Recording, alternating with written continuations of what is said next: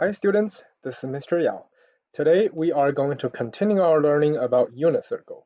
In the last lesson, we have learned about 45, 45, 90 triangle. In this lesson, we are going to learn about 30, 60, 90 triangle. So let's have a look at the other special triangles first. When we have a 30, 60, 90 degree triangle, well, here's the thing. Inside a unit circle in the last lesson, we have learned the reason it's called a unit circle is because the radius is actually 1. So in this case, the hypotenuse is always going to be 1. The side that is facing the 30-degree angle is going to be half of the hypotenuse. So my y is actually 1/2.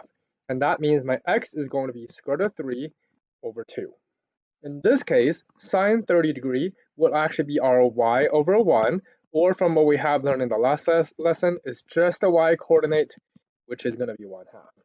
And then the cosine 30 degree would actually be the x over 1, or just x, and that is going to be square root of 3 over 2. So these are the sine and the cosine values. Remember, that's related to your y for sine and x for cosine. Now let's look at the 60, 30, 90. So the idea is the same, just the x and the y are going to switch their places. The hypotenuse is 1, so the 30-degree angle is facing the shorter leg, and that means the x is going to be 1/2. In that case, y would have to be square root of 3 over 2. Sine 60 degree, well, 60 in this case, again, is facing the y, but in this triangle, my y is square root of 3 over 2. And my cosine is x, which is 1/2. Now, if you recall what we have learned before, we have learned about complementary angles.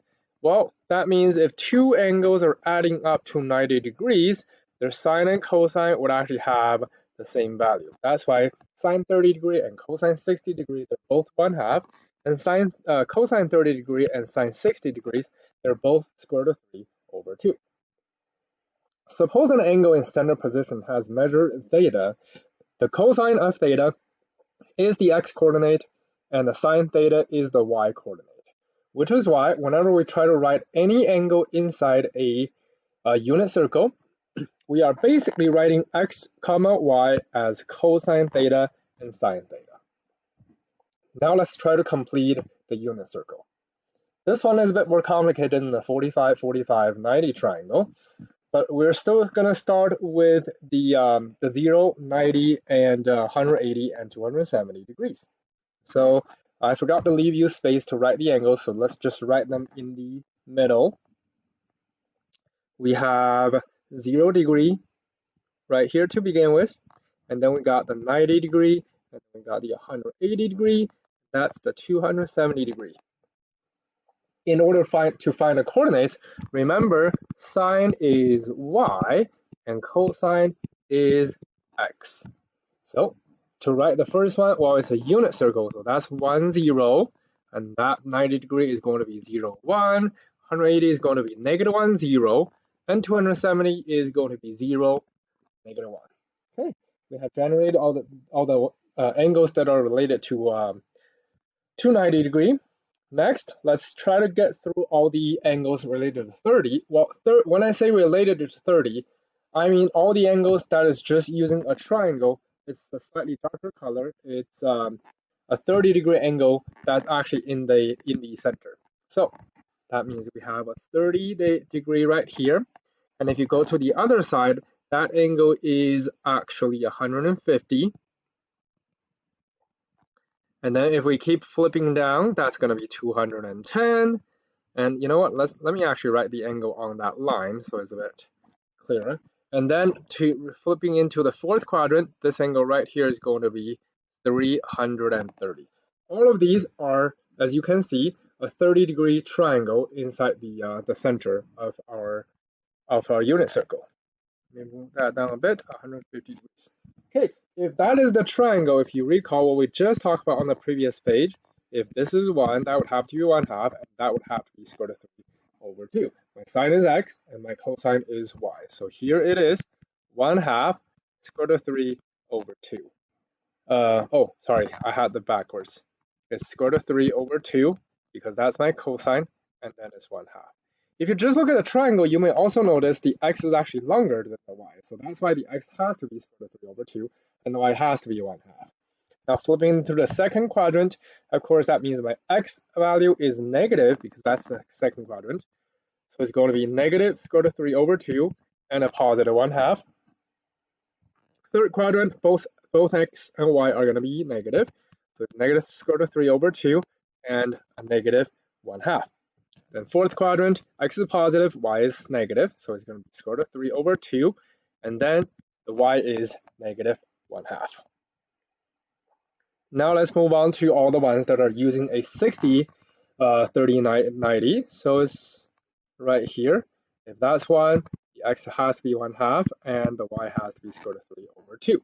So the angles we would have, that would be 60 degrees, 100 and 120 degrees. And then down below 240 degrees, to the right we have 300 degrees. Okay, so in this case, my x is actually 1/2, my y is square root of 3 over 2, because if you look at the triangle, clearly the bottom side is shorter than the other legs. So x is 1/2 and y is square root of 3 over 2, which also corresponds with the sine being the y and the cosine being the x. So in other words, again, this is basically our cosine 60 degree, and that is basically our sine 60 degree. Okay. Moving on, inside the second quadrant, x has to be negative, so it's negative 1/2, and square root of 3 over 2. Third quadrant, everything is negative, so it's got to be negative 1/2, and negative square root of 3 over 2. Fourth quadrant, only the y is negative, so it's got to be a square root of 3 over 2 for the x, and the y has to be negative 1/2. Now lastly, this line on the side, that's where we're going to calculate the tangent. Remember, tangent is y over x, because that's typically how triangles are. If that's my angle theta, that's the y value, that's the x value. Y is actually the opposite, x is the adjacent, and tangent is toward opposite over adjacent. So it's y over x. Okay, we're going to calculate all the y over x value. For 0 degree, that's a 0. For 30 degree, it is 1/2 over square root of 3 over 2. Here's the thing. All of these other fractions, they're all over 2, so we can kind of ignore all of the denominators. So we are basically calculating 1 divided by square root of 3, which will simplify to be square root of 3 over 3. And then in that case, you know what, let's actually try to get into the second quadrant, finish all the ones that are related to the 30 degrees angles. So the second quadrant would have to be a negative square root of 3 over 3. And then third quadrant, because the negative divided by negative, so it's going to stay a positive square root of 3 over 3. And then the fourth quadrant would have to be a negative square root of 3 over 3 again. Then we get into the 60 degree. That would be a square root of 3 over 2 over 1/2. Same thing, since both the top and the bottom are being divided by 2, we're going to ignore the denominators of both fractions. That will leave us with a square root of 3 over 1, which simplifies to be a square root of 3.